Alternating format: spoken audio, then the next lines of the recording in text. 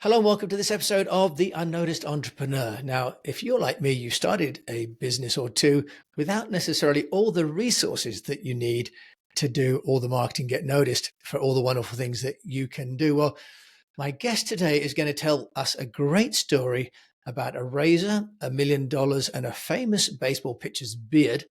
He's also going to tell us about how you can build a brand without a lot of money by being resourceful and a few other bits and pieces. And he's also going to share with us about his favorite book, which comes from the Orient, from Asia, in fact. Phil Masiello is joining us from Baltimore, and he's the founder and CEO of a company called Crunch Growth. Phil, welcome to the show. Hi, Jim. Thank you. Thank you for having me. I enjoy it. Me too, because we've got a lot in common, including you shared that you spent time in China, which Yeah. obviously close to my heart. We both have daughters, in fact, from Yeah. China.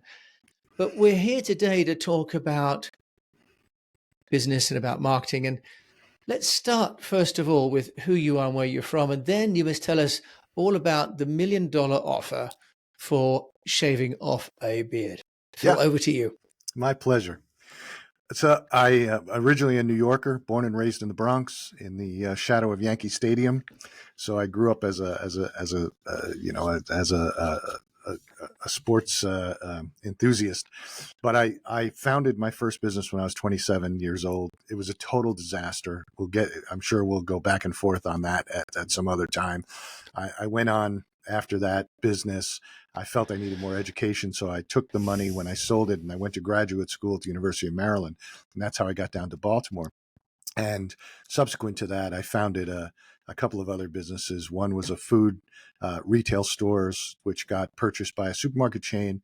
And then I founded a beauty brand with a supermodel, Raw Beauty, with Carol Alt. And it was a shopping channel brand all around the world. And then we were in Ulta, Sephora, and all those big chains. But I had this idea, and I built 800razors.com. And that was really a struggle because we were doing all the things we understood how to do from a marketing perspective. We were running ads, we were doing search engine optimization, we were doing content, we were doing all these things, and it wasn't working. It wasn't. I mean, we were getting some orders, and we didn't have a huge budget. We couldn't sit there. We were trying to think of all these things to do. We talked about getting an RV and going into downtown New York and shaving people on the street, and just things to get noticed, because what you're trying to do is get noticed and break your brand out from the clutter. And I woke up one morning, and again, I'm a sports fan. I woke up one morning, and Brian Wilson, who was a famous pitcher for the San Francisco Giants, had gotten traded a year before. He had Tommy John surgery, and they traded him to the Dodgers. And this was the first time he was going to pitch in a year. And he was known, not only was he known for being a pitcher, but he was known for having this epic beard. I mean, it was a beautiful beard, and it was about 8 inches, 10 inches long. So I woke up and thought, hey, let's offer him $1 million to shave that beard with our razor. And we sent a message to his people and said, we'd like to offer Brian $1 million to shave his beard. They said, we'll discuss it with Brian. And that's all we needed. We just needed to have that email so we could say, we are now in discussions with Brian Wilson to shave his beard with our razor. And what happened was fantastic, because people were outraged at us. They were screaming at us on social media, on email, that we would offer $1 million to an already millionaire to shave. The second part was people were sending us pictures on social media of all the body parts that they would shave with a price tag. I'll shave this for $10,000. I'll shave this for $5,000. And it just became this event and snowballed.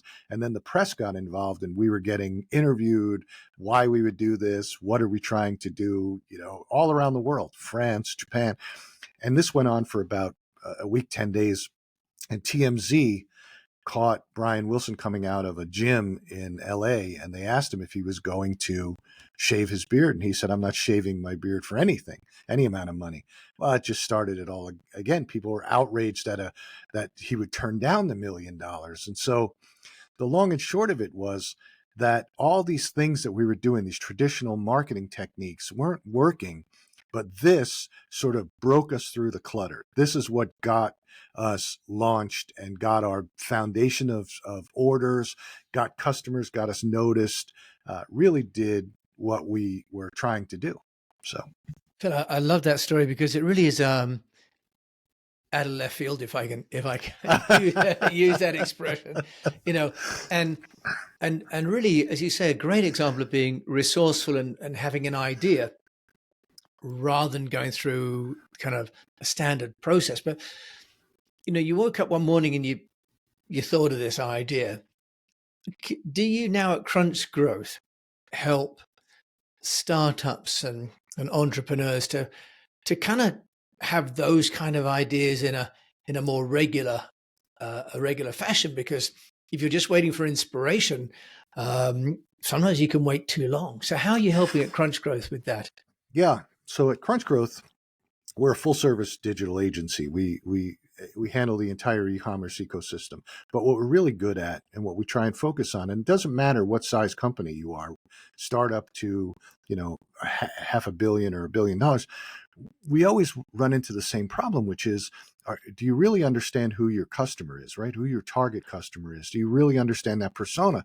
Because when you do, you can sit down and sort of think about where those people are, where that target customer is, and how I can get to them, maybe in a unique way. So to answer your question, yes, we work with all kinds of brands, and we try and get them to think outside that box and say, okay, you can run $1 million worth of ads, but what's it going to get you? It may get you a one-to-one return. But if you could figure out who your customer is, and I'll give you another example. We had a game company that worked with us for years, and it was a unique product. It was part digital, part physical, and it was really a neat game. And once people got it in their hands, once people started playing it, they really enjoyed it.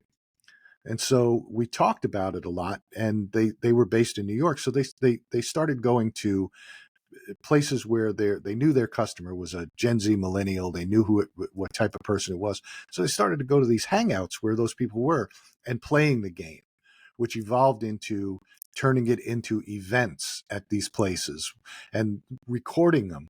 They would always have somebody there recording it with their iPhone, no big deal, not a major production, and putting it on social media. So now they know who their customer is. They're showing their customer, their target customer, playing the game and enjoying it, and which got people interested to go to the website and buy the product. And that was sort of how they launched, because they had put all their money, and we see this all the time. They had taken, especially with startups, they had taken all their effort, all their money into building a great product and not thinking about the marketing of it and getting it out there into people's hands. Phil, I think this idea of going out and being with the customer.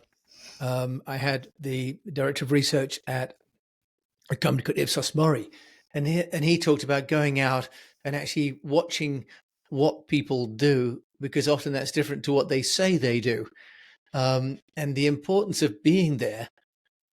But that is really based on knowing who that customer is, isn't it? Because otherwise you don't know where to go. Many people, myself included, struggle with who the customer is, because it's the old story, isn't it? We think, well, if I'm selling to everybody, I'm going to have a bigger business. I'm likely to have more opportunity. Phil, why is it not the case? Why is it that if you're, theoretically going after a bigger market, it actually becomes a smaller business? Well, if you can't please everyone and you can't speak to everyone, right?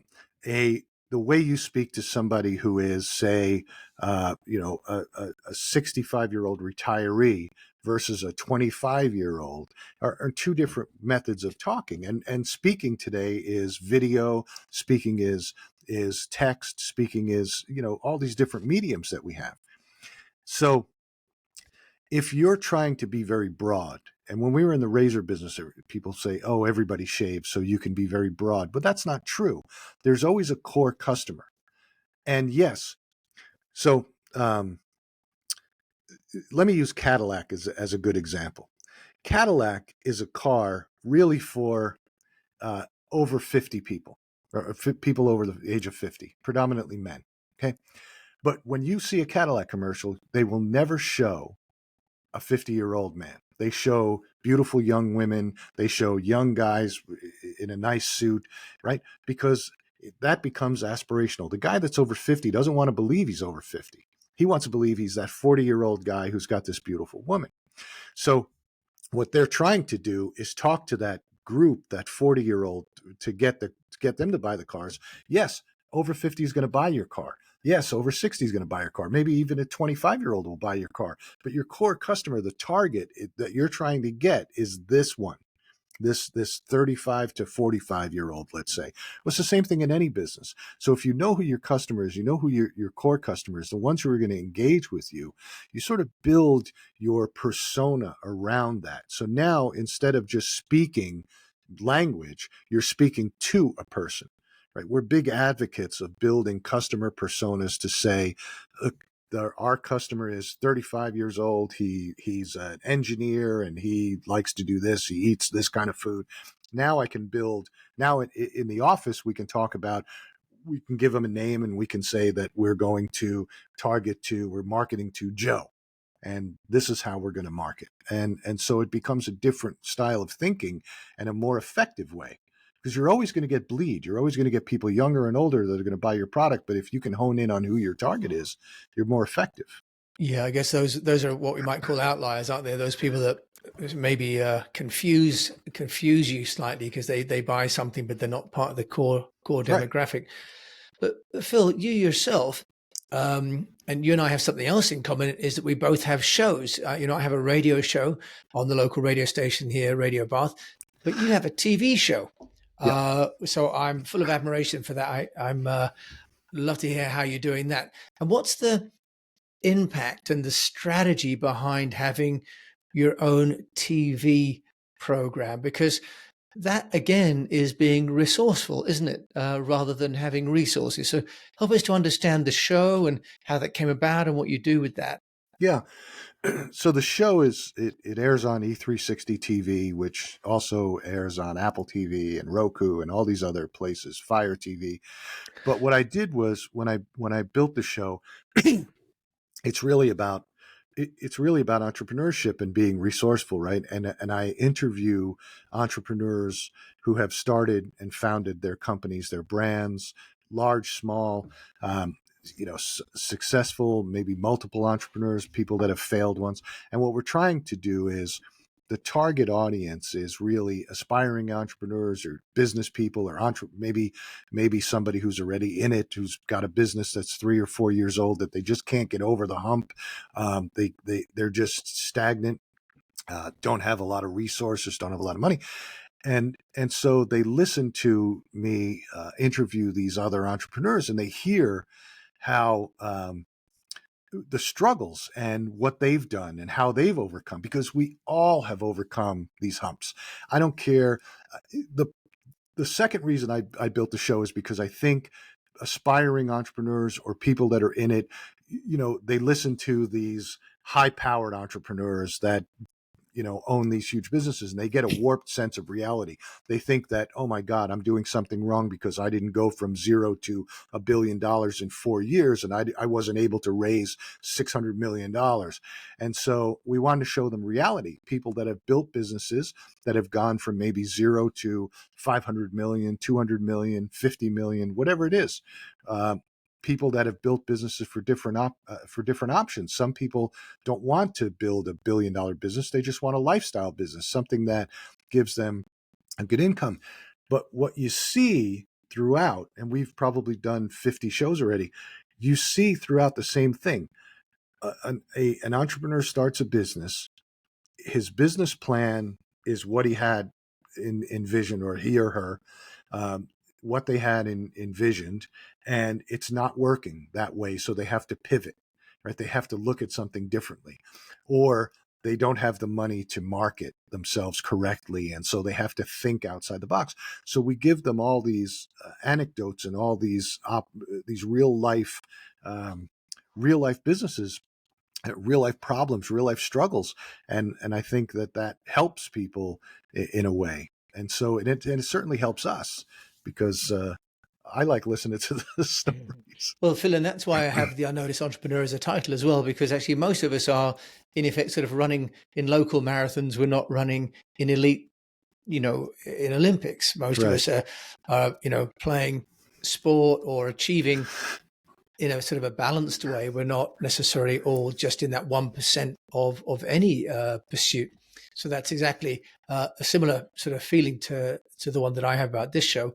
But what is the impact on Crunch growth of having a show? Because it takes your time, takes your energy. It could be a noble cause. But if someone, if we're listening to this right now going, you know what, I could do a radio show or I could do a TV show.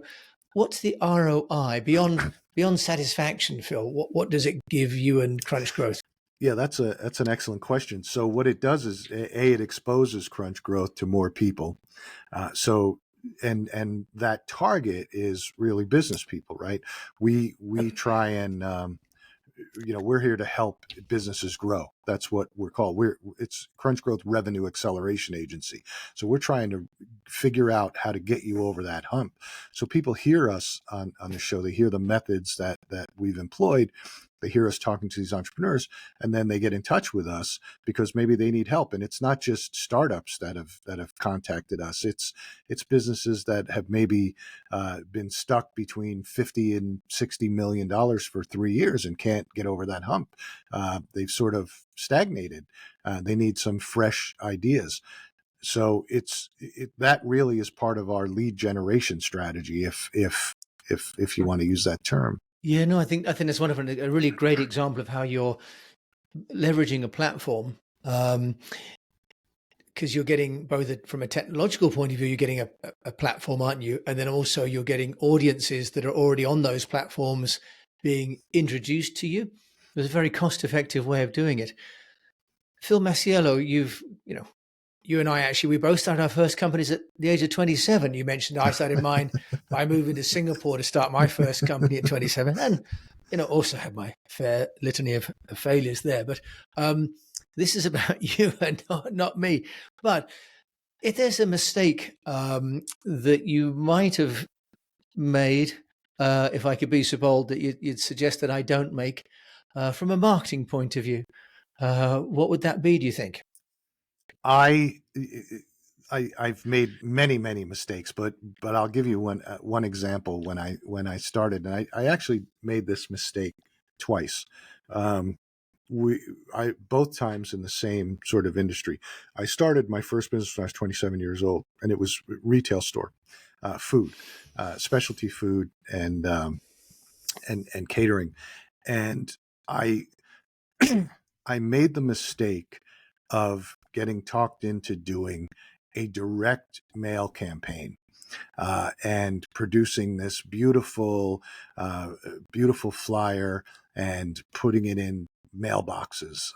And at the time, it was really the dawn of the internet, and I allowed this to happen, and it was just a total flop. I spent a tremendous amount of money that I didn't have on this to get. I think it was a half of a percentage return, and really did nothing. It did nothing to expand the brand. It did nothing to get sales. It did nothing. And I actually made the mistake again when I built the daily markets in Washington, D.C. And everybody said, "Oh, you're in a city and you've got all these apartment buildings. We should do a direct mail. We'll hit the apartment buildings." And I did it again, and it did absolutely nothing for us. And twice I made that same mistake. But Phil, I have to ask, what's your analysis? Why did direct mail to the into the local area for the store, why did it fail? What was the learning? People don't pay attention to what's in their mailbox anymore. They haven't since, I think, the 70s or 80s. When you watch the behavior of people, and I'm guilty of it, we get the mail, we sort through, get the important stuff, and then we put the rest in the recycling bin.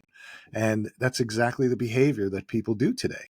It's not, when you think about the age group of people and again, I broke my own rule from not paying attention to who my target is. You look at the age group of people that are raising families today.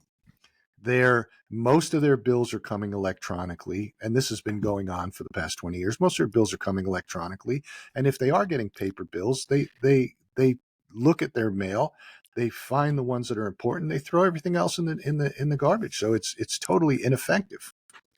Very, very interesting. Kind of almost the medium has expired in that sense, hasn't it? Not the medium is the message, but in this case, the medium just has expired and without message.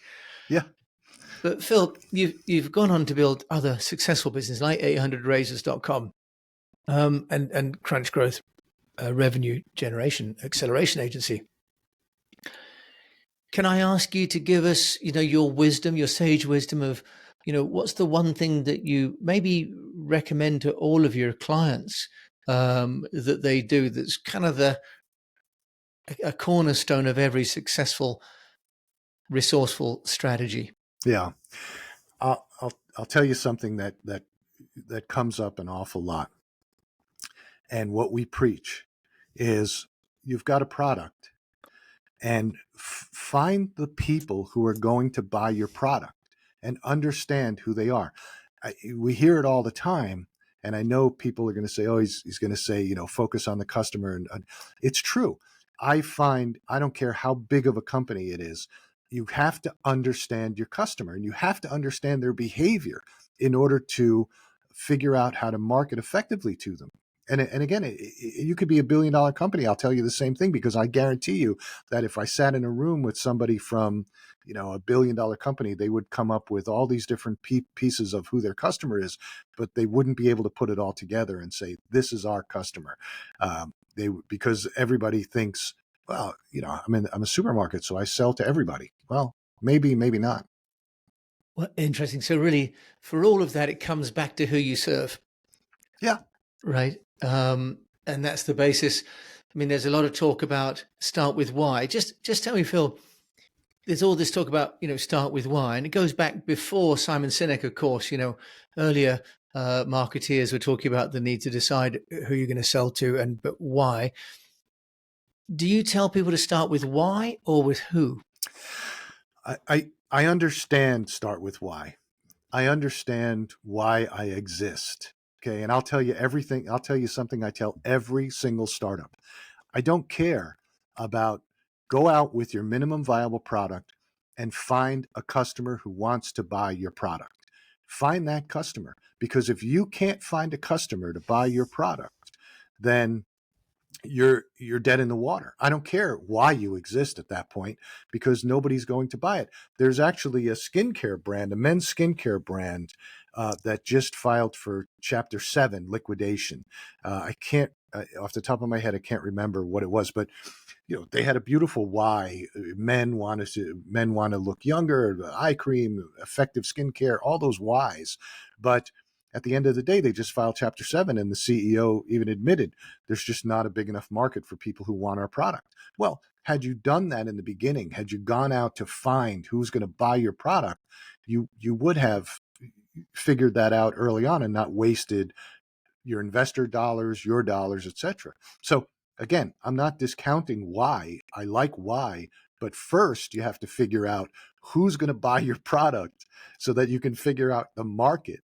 Yeah, and I'm glad you said that, because for all of the sort of esoteric interest in start with why, which is a very appealing message, it's not a very functional one, because you can end up serving what you want, not necessarily what the customer wants to give you money for, right? And then, although, with the men's cosmetics and so on, if they're looking for liquidation, I could have some of that over here, because I'm definitely in the market for ingredients to make me look younger. Phil, if I can find them, ship them to me. Phil Masiello, though, Chapter 11, there's someone's opportunity there. Yeah. Phil, with all of your expertise, I know you've actually written a number of books yourself. But what would be your book or podcast recommendation, do you think, to me and my fellow Unnoticed? I go back to this was something I learned in graduate school, and one of my marketing professors turned me on to this book.